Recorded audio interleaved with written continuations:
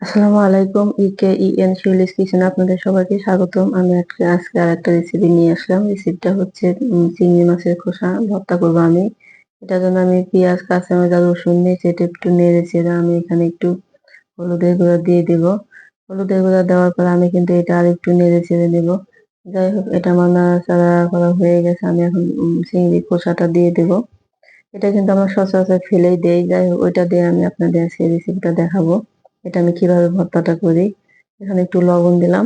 এখানে আর কোনো কিছু দিতে হবে না। আমি এখন এটা নেড়ে চেড়ে একটু ভালোভাবে নেড়ে চেড়ে নেবো। নেওয়ার পর আমি কিন্তু এখানে আরেকটু পানি দেবো। কারণ যেহেতু এটা খোসা, এটাতে কিন্তু একটু পানি একটু বেশি দিতে হবে।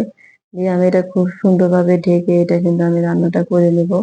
আমি একেবারে হালকা আছে আমি এটা রান্নাটা করে নেব। দেখেন আমি ঢাকনা দিয়ে ঢেকে দিলাম। যাই হোক, এভাবে ঢেকে ঢেকে কিন্তু আমি এটা রান্নাটা করে নিব। এভাবে পানিটা একটু নেড়ে দেবো। এখন নেড়ে দিয়ে আমি কিন্তু আবার ঢাকনা দিয়ে ঢেকে দেবো। এভাবে ঢেকে ঢেকে কিন্তু এটা রান্নাটা করতে হবে। এটা পানিটা যখন শুকিয়ে যাবে হালকা, তখন আমি এটা নেড়েছিলাম। পানিটা শুকাতে হবে একটা কথা, এখানে বেশি পানি শুকানো যাবে না, যেহেতু এটা একটু খোসা।